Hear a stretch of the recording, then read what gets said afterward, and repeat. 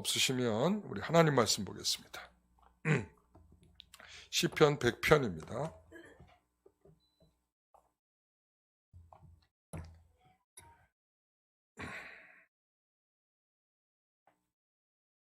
시편 100편. 우리 성도들이 아주 잘 아는 말씀이라 생각되는데 우리 함께 읽겠습니다.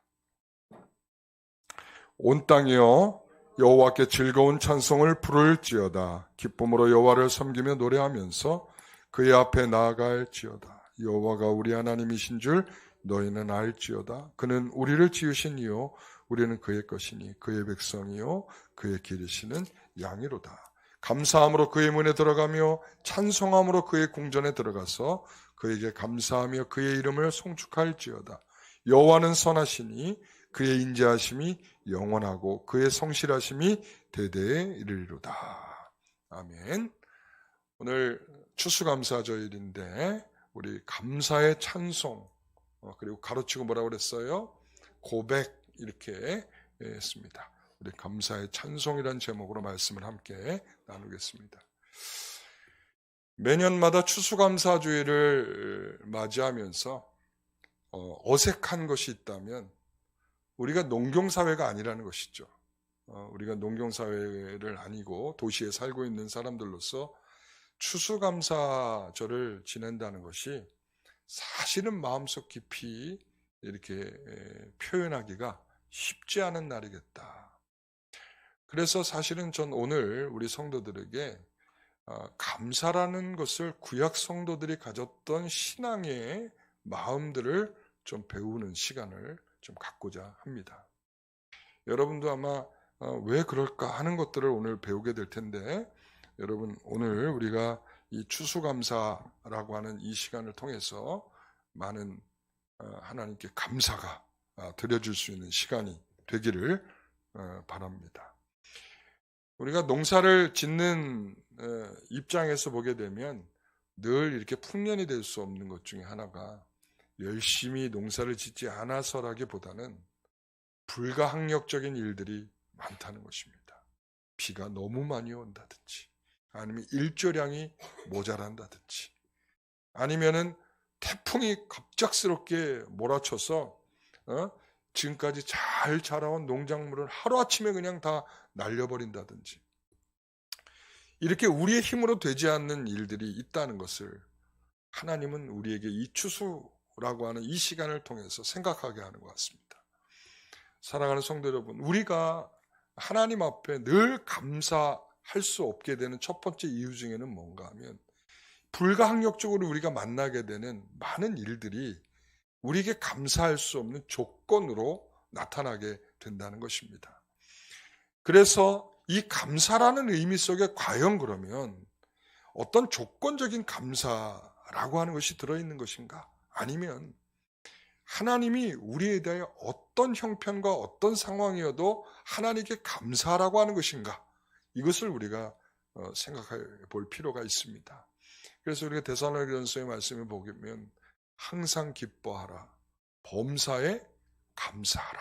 그래서 범사에 감사하라.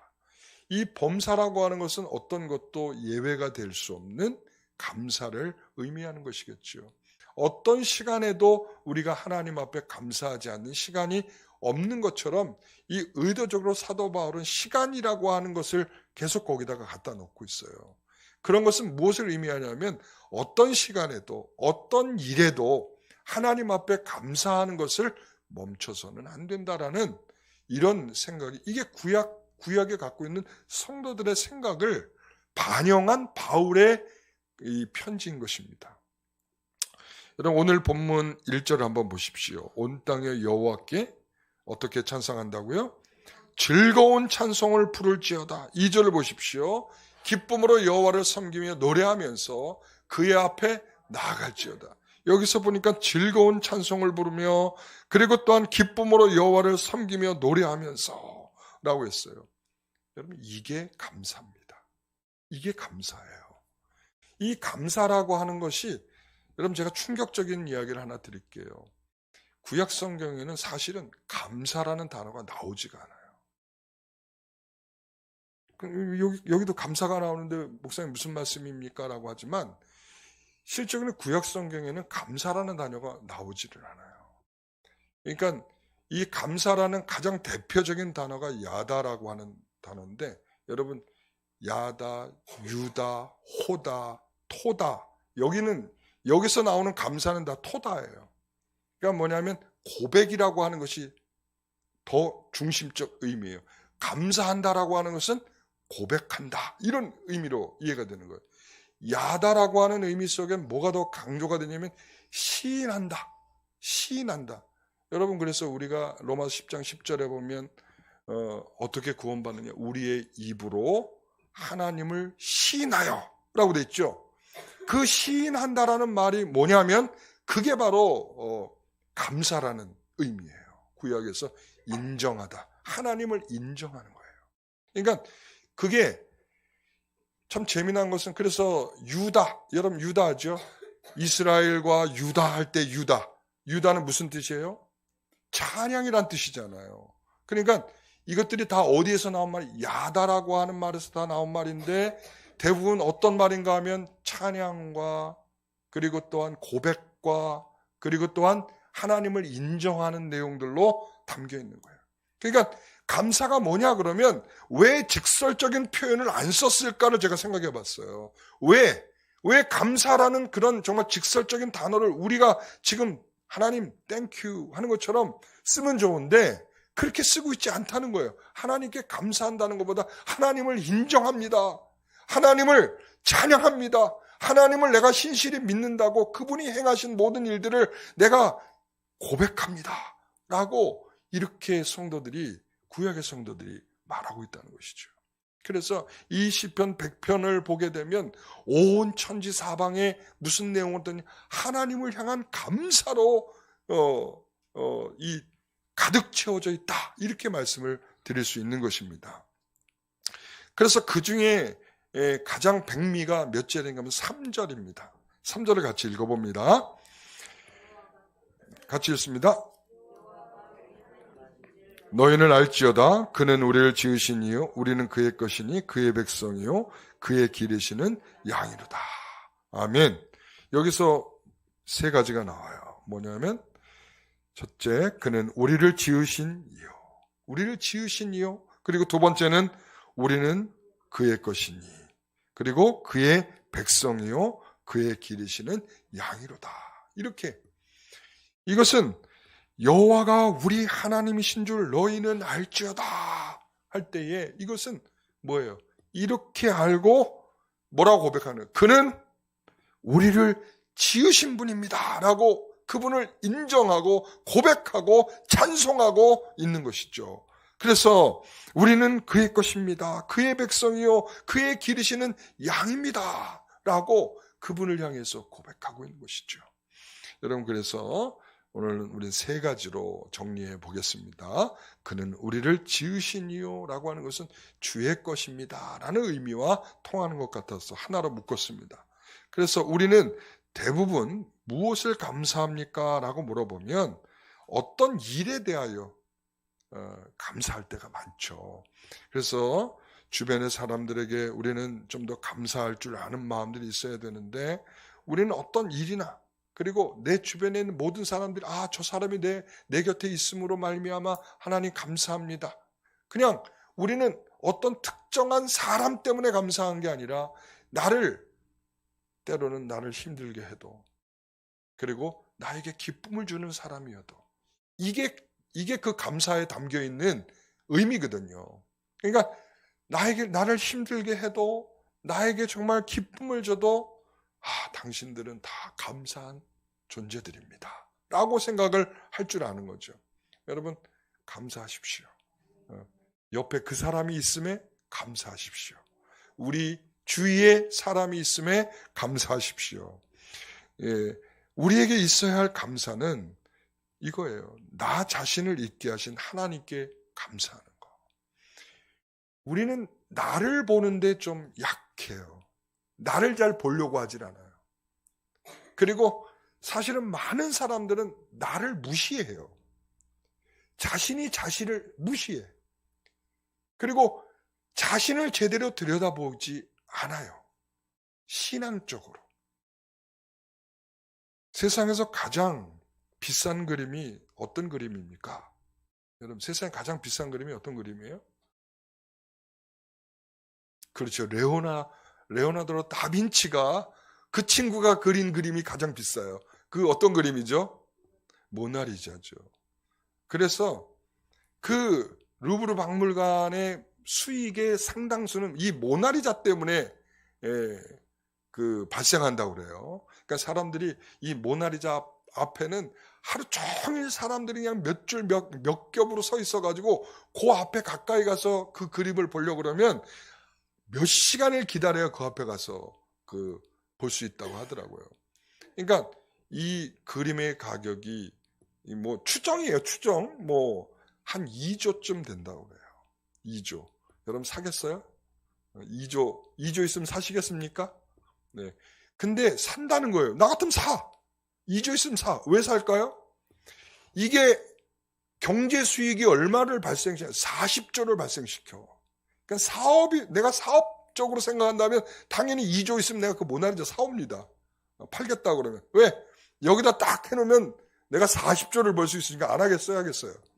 네? 당연히 하죠. 예, 여러분 사업성을 생각을 하셔야죠.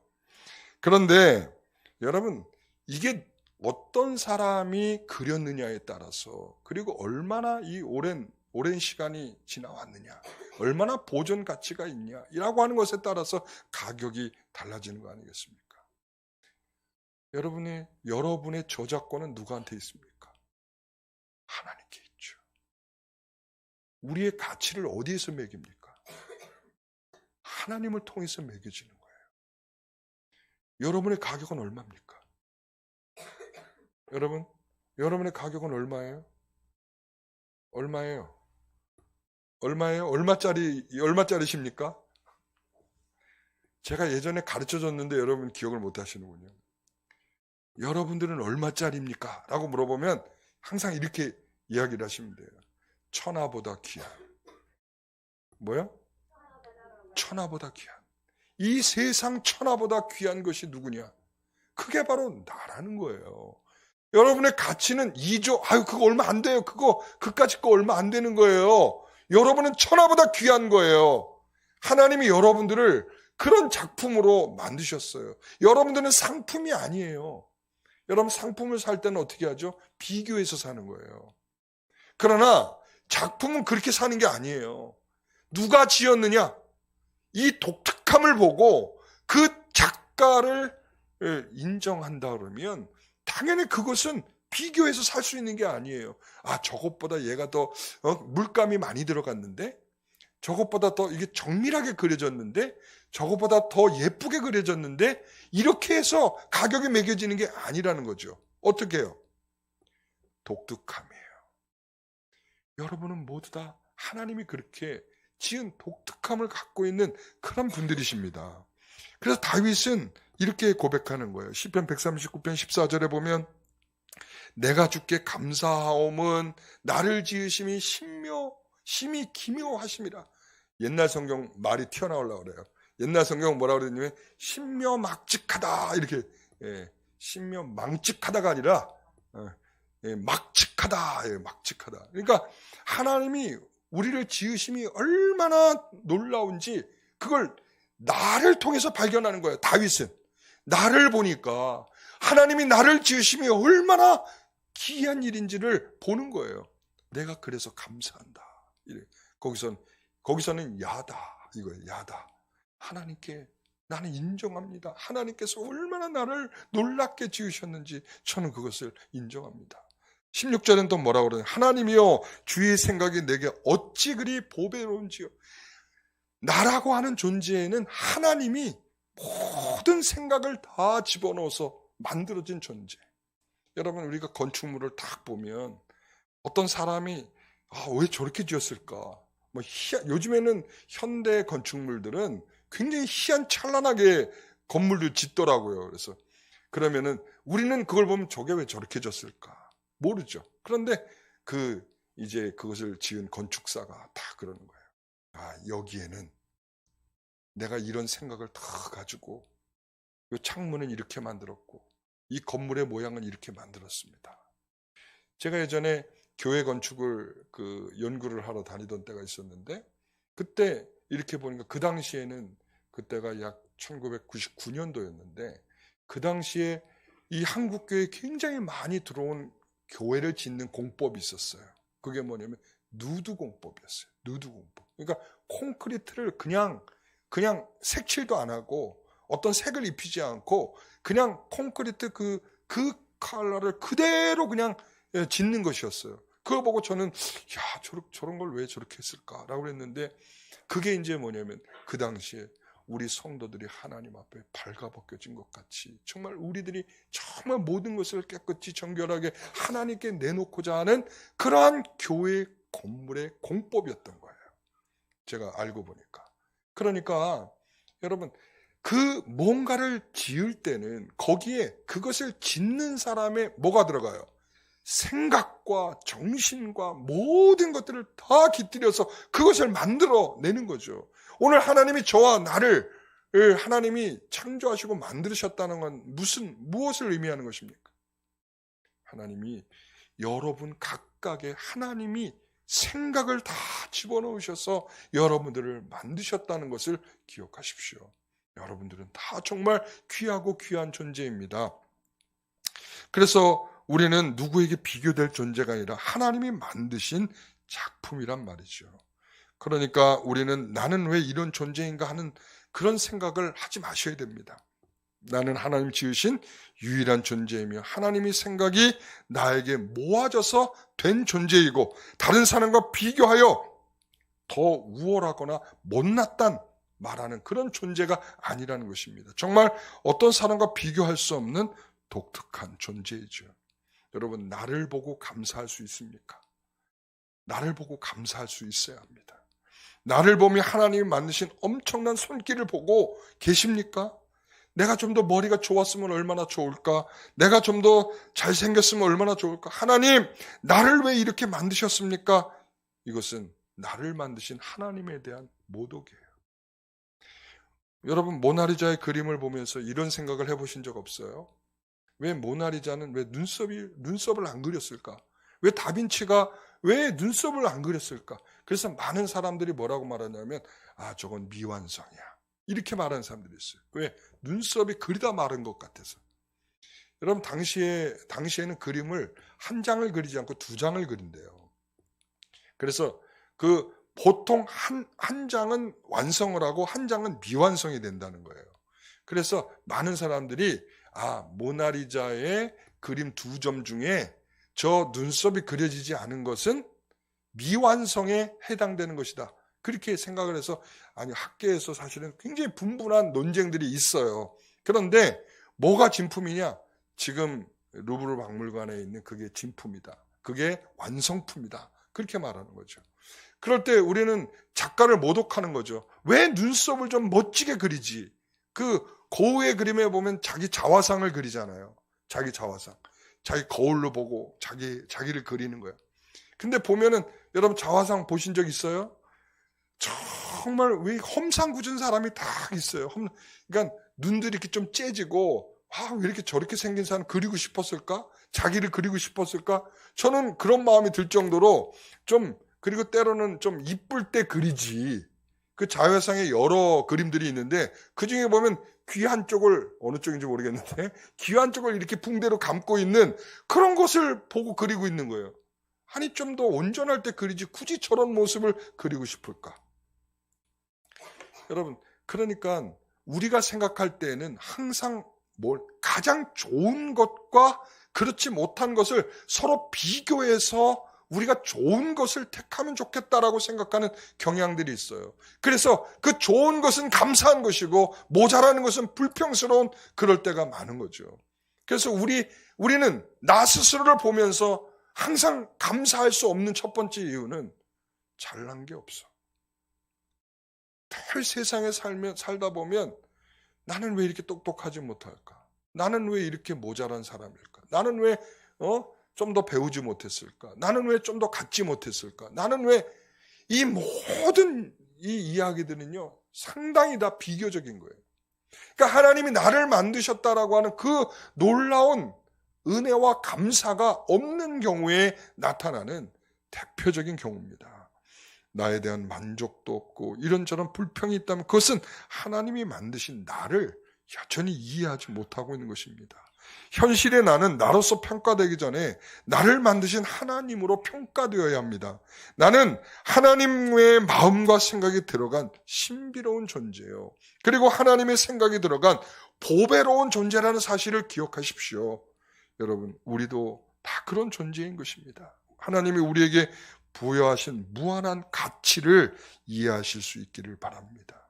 우리가 가진 사랑, 우리가 가진 지혜, 우리가 가진 믿음, 우리가 가진 이상, 우리가 가진 목적, 우리가 가지고 있는 명철, 이 모든 것들은 돈으로 살 수 없고 어떤 것으로 비교될 수 없는 정말 가치가 무궁한 그런 것들을 우리가 가지고 있다는 것을 기억하십시오. 우리의 평가는 하나님을 믿는 믿음 안에서 천하보다 귀한 존재로서 해석되어야 한다는 것을 기억하시기 바랍니다. 하나님 우리를 놀랍고 기묘하게 만드셨습니다. 저는 이 말씀이 너무도 마음을 뜨겁게 만드는 말씀이 있어요. 이사야서 43장 1절에 보면 너는 내 것이라, 이렇게, 너는 누구 거라? 내 것이라. 내가 너를 지명하여 불렀다. 내가 너를 택하여 불렀다. 이사야서 이 말씀이 저는 지금도 제 심장을 뛰게 하는 말씀이에요. 제가 신학교를 가게 된 말씀이기도 하고요. 내가 너를 지명해서 내가 너를 불렀다. 너는 내 거다. 하나님이 너는 내 거다 하는 이 말씀이었어요. 그리고 4절 말씀 같이 읽어봅니다. 내가 내 눈에 보배롭고 존귀하며 내가 너를 사랑하였은즉 내가 내 대신 사람들을 내어주며 백성들이 내 생명을 대신하리니. 하나님께서 나를 위해서 내가 누군가를 대신해 줄 수 있을 만큼 내가 너를 사랑한다. 내어줄 만큼. 여러분, 이게 얼마나 사랑하는 것이기 때문에 가능하신 걸까요? 너는 내 것이라고 하는 것은 말뿐인 명제가 아니고 정말 우리를 사랑하시기 때문에 우리에 대하여 내가 너 대신 할 수 있는 이런 일이 있어. 뭔가 하면 내가 너를 대신해서 내 아들을 내어줄 수 있어 라고 하는 하나님의 엄청난 가치의 판단이란 말이죠. 너는 내 거야 라고 하는 것은 하나님이 우리를 만드셨고 그리고 만드신 주인으로서 우리에 대하여 하나님이 말씀하고 있는, 내가 너를 대신하여 이들을 내어줄 수 있어. 하나님이 너를 대신하여 내 아들 예수를 내어줄 수 있어 라고 말하는 너는 내 것이라는 거죠. 여러분, 하나님께서 우리에게서 내 것, 내 보물, 내 눈에 보배롭고 존귀한 자라고 하는 이런 많은 표현들을 우리는 생각할 때 우리의 존재는 그렇게 가볍게 여길 수 없다는 것을 기억하십시오. 여러분 마음속에 울컥 올라오면 나라는 존재가 정말 별 볼 일 없이 느껴진다면 그거는 하나님에 대한 지금 이해가 많이 떨어져 있는 상태, 하나님에 대한 감사의 찬송들이 많이 그쳐 있는 상태. 여러분 빨리 회복하십시오. 여러분의 마음을 하나님이 여러분들을 지으신 분으로서 여러분들을 존귀하게 보고 계시다는 것을 기억하시기 바랍니다. 두 번째는 우리는 그의 백성이요 라고 했습니다. 그의 백성이요. 그의 백성의 왕이 누구십니까? 그들의 백성의 왕이 누구십니까? 하나님이시죠. 제가 요즘에 보면서 그런 생각이 들었어요. 러시아와 우크라이나가 전쟁을 하면서 우크라이나의 대통령은 어떻게든 자국민을 어떻게든 살려보겠다고 유럽의 여러 나라의 원조를 구하고 세계의 사람들에게 도움을 청하고 이러고 있더라고요. 근데 러시아 대통령을 보니까 갑자기 강제 징집령을 발령했죠. 그러다 보니까 사람들이, 남자들이 뭐 외국 사람이 됐던 러시아 사람이 됐던 러시아에 살고 있는 사람들을 다 징집하겠다는 거죠. 그러니까 국경마다 다 수비대를 세워가지고 국경을 넘어가는 남자들을 전부 다 그냥 체포해버리는 거야. 그리고선 끌고 가버리는 거죠. 뭘 하려고? 군대로 데려가는 거죠. 저는 이 모습을 보면서 그런 생각을 했어요. 누가 그들을 통치하느냐에 따라서 백성들의 행복이 달려있겠구나, 이 생각을 했습니다. 그러니까 자국민에 대해서 이렇게 강제 징집을 한다는 것은 자발성이 없는 거잖아요. 그렇지 않습니까? 우리가 예전에 3.1운동을 하던, 우리 6.25 전쟁이 있었던 상당히 많은 우리 국민들은 당시에 자발적인 징집을 했어요. 그러니까 자발적으로 군대에 입대를 했고, 그리고 자발적으로 그들이 싸움터에 나갔단 말이죠. 그러니까 우리는 분명히 얘기할 수 있는 것은 그거예요. 이처럼 누구의 백성인가가 중요하다는 거예요. 누구에게는 보호받지도 못하고 불안한 삶을 살게 하고, 누군가에게는 보호와 안정과 신뢰감을 갖도록 한다는 것이죠. 좋은 나라는 어느 나라냐? 자기 백성을 끝까지 책임지는 나라가 좋은 나라인 거죠. 여러분, 그러니까 가끔가다 예전에, 지금은 좀 덜하지만 예전엔 그랬어요. 빨리 이 나라 떠야겠다. 이 나라에는 소망이 없다. 이런 사람들의 얘기가 자주 나왔었어요. 그 이유는 뭡니까? 이 나라 안에서는 우리가 보호받을 만한 것들이 너무나 약하다라고 생각을 하는 거예요. 그러니까 좀 더 보호받을 수 있는 좋은 나라로 가서 이민 가자는 거죠. 저는 이런 생각을 해봅니다. 이스라엘 백성이 애굽에서 여러분 탄식하며 부르짖을 때, 여러분 그랬죠? 출애굽기 2장이 그렇게 말하잖아요. 그들의 소리를 하나님께서 들으셨어요. 하나님 그들의 고통 소리를 들으셨어요. 2장 25절에 이렇게 말합니다. 하나님이 이스라엘 자손을 돌보셨고 하나님이 그들을 기억하셨더라. 하나님이 그들을 돌보셨고 그들을 기억하셨다, 이거예요. 자, 생각해 봅시다. 여러분, 그 시간에 고통스러워서 부르짖고 있는 사람들이 이 애굽에 있는 이스라엘 사람들밖에 없었을까요? 우리나라에는 없었을까요? 예? 그 주변 나라에는 없었을까요? 고통에 이 절규하면서 우리 좀 살려달라고 말하는 자들이 그들밖에 없었을까요? 그런데 하나님은 그들의 소리를 들으셨다는 거예요. 왜 그런가 보니까 이 출애굽기에 계속 3장, 8장 이런 데 보면 이런 내 백성이 있는 고센 땅을 구별하여 내가 내 백성과 내 백성 사이를 구별하리니 내 백성의 고통을 분명히 보고 내 백성 이스라엘 자손을 애굽에서 인도하여 내게 하리라. 여러분, 다 무슨 표현을 씁니까? 내 백성, 내 백성, 내 백성이라는 거예요. 왜 모세를 애굽으로 보냈습니까? 내 백성을 구출하러 보낸 겁니다. 왜 그들을 나오도록 합니까? 내 백성을 하나님이 인도하여 가나안에 들이고자 하는 하나님의 뜻이 있기 때문이죠. 내 백성이에요, 내 백성. 수많은 사람이 울부짖어도, 수많은 사람이 부르짖어 기도하여도 하나님이 내 백성의 기도를 들으신다는 말씀이죠. 오늘날도 고통을 절규하는 사람들이 얼마나 많겠습니까? 그러나 하나님은 그 중에 누구의 소리를 들을까요? 나의 소리를 들을 줄 믿습니다. 왜 그렇습니까? 내가 하나님의 백성이기 때문이죠. 하나님은 내 백성을 보호하시는 분입니다. 여러분 분명히 믿으시기 바랍니다. 이스라엘 백성을 끌고 하나님께서 이 홍해를 건널 때에 하나님은 그들에 대하여 전사하셨습니다. 전사. 그들을 모두 끌어안고 그들의 앞에 선봉장이 되어서 그 모든 전쟁을 이끌고 가는 전사셨습니다. 왜 하나님이 이렇게 도우십니까? 내 백성을 도우시는 겁니다. 하늘에 있는 모든 것들을 동원해서 하나님은 그의 백성을 지키시는 것입니다. 하나님은 호세아에게 이런 말씀을 하죠. 너희는 이제 암미가 아니라 로암미다. 너는 내 백성이 아니라 로암미, 내 백성이 아니다.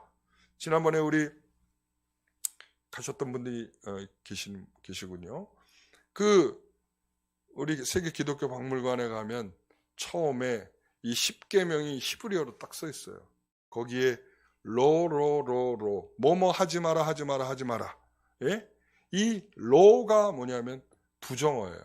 암미가 아니다 이런 거예요. 백성이 아니다 이거예요. 백성이 아니다.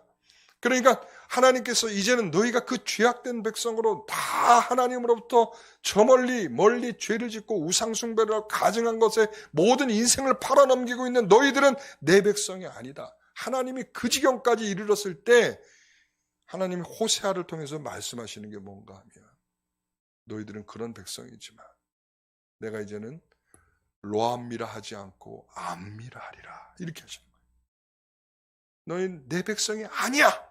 너희들은 정말 우상숭배하고 가증하고 더러운 그것을 향하여 매일매일 기웃거리며 그 냄새 킁킁 맡고 그러고 있는 너희들의 인생을 내가 다 버릴 수 있지만 하나님 뭐라?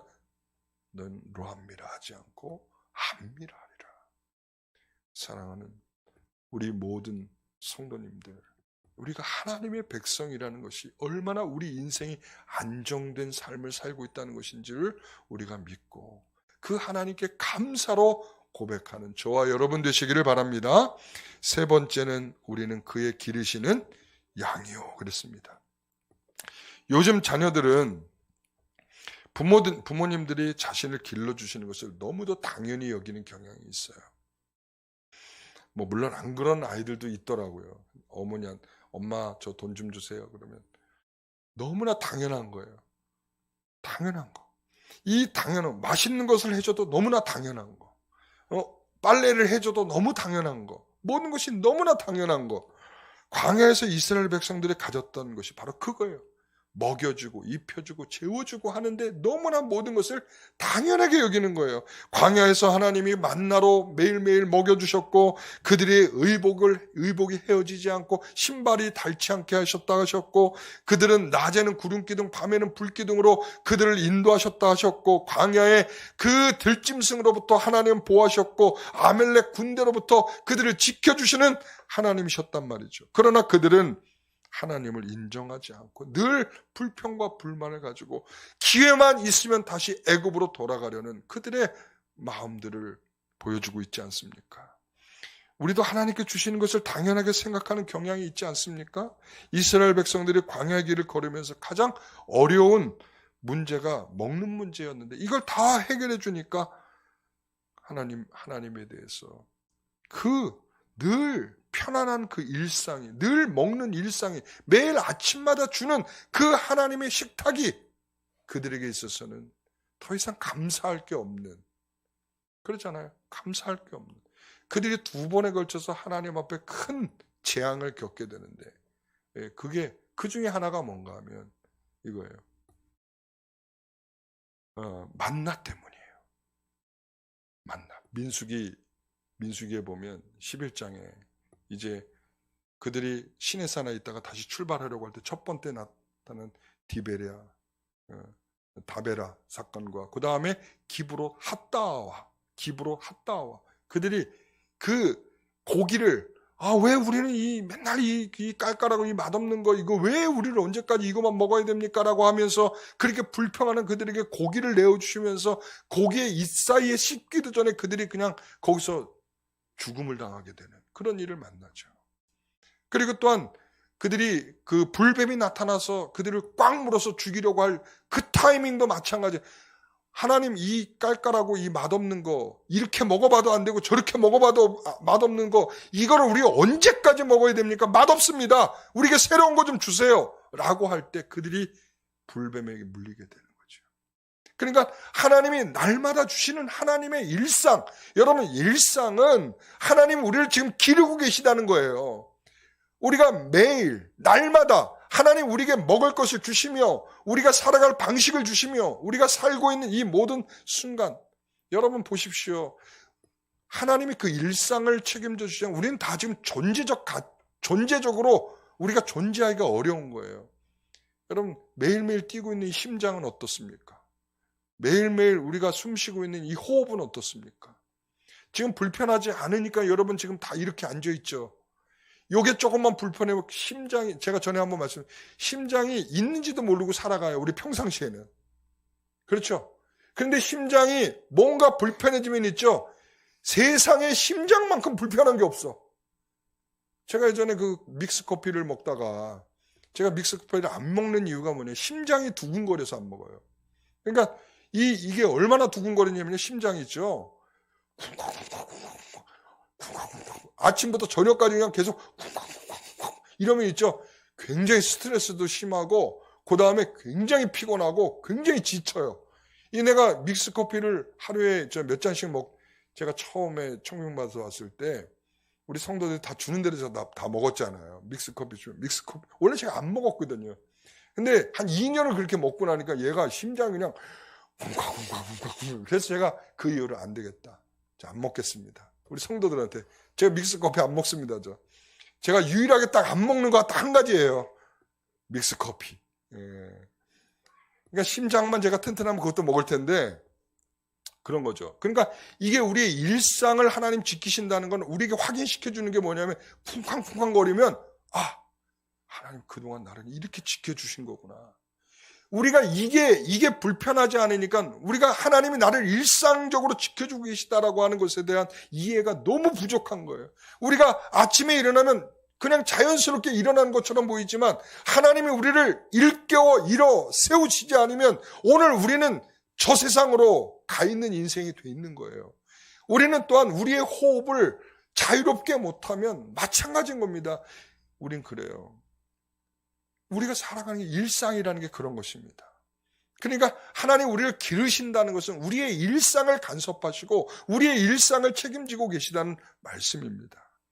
그것이 우리의 기본이고 우리가 그것을 잊거나 또 그것을 우리가 무시해서는 안 되는 이야기가 되겠죠. 그래서 매일 자녀를 위해 일상 속에서 부모가 자녀를 위해서 먹이고 원하는 것을 먹여주고 이런 것들이 당연한 일이 아니라는 것을 우리가 생각하시기 바랍니다. 우리가 숨을 쉬고 있는 것, 건강하게 하루를 살아가는 것, 우리가 오늘도 걸을 수 있는 것, 일하는 것, 오늘 먹을 것이 주어진 것, 이자 근근히 내면서도 살아갈 수 있도록 하시는 것, 비록 내 집이 아니어도 내가 몸을 편히 쉬면서 누워 잠잘 곳을 오늘 주고 계시다는 것, 우리가 아프고 병들어도 그래도 그 순간에 그 신음하는 순간에도 하나님의 위로를 얻을 수 있다는 것, 우리가 모든 것이 어떻게 보면 그 일상이 우리가 불편함이 있는 것뿐이지 그 일상도 하나님이 우리를 기르시는 방식이라는 거예요.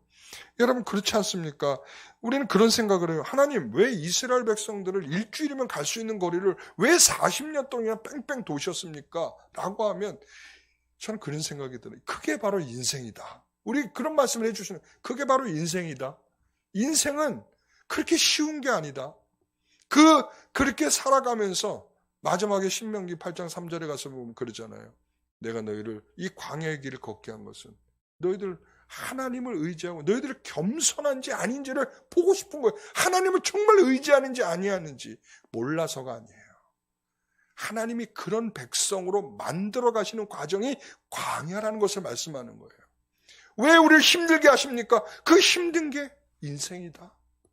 그 인생에 내가 관여하고 있다. 내가 간섭하고 있다. 내가 너희들을 기르고 있다. 내가 너희를 사랑한다. 라고 하나님은 우리에게 계속적으로 말씀하고 있는 겁니다. 오늘 우리는 그 길을 걷고 있는 것입니다.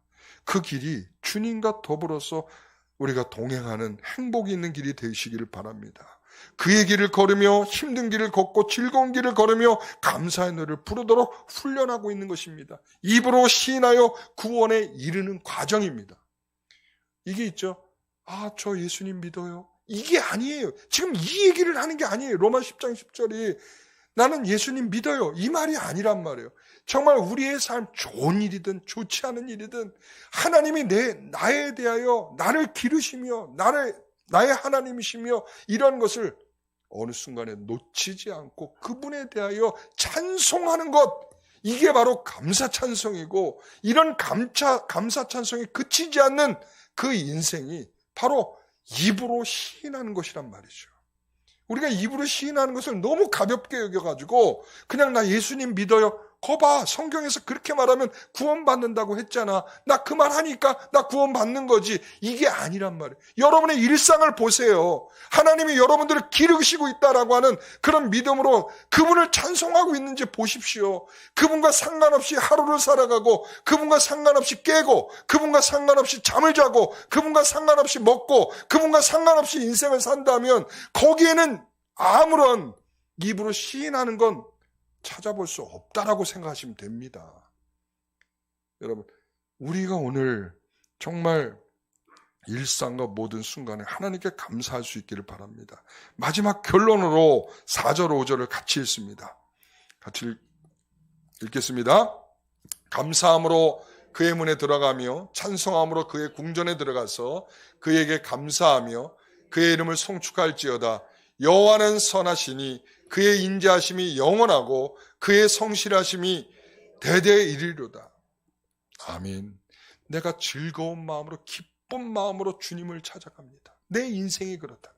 그의 문에, 여기서는 우리가 감사함으로 그의 문에 들어가며 라고 할 때 우리는 자꾸 이거 성전이라고만 생각을 해요. 성전에 우리가 예배당에 들어갈 때 기쁨으로 이게 아니에요. 이 문은, 감사함으로 그의 문에 들어간다는 것은 우리가 살고 있는 모든 공간의 문을 얘기하는 거예요.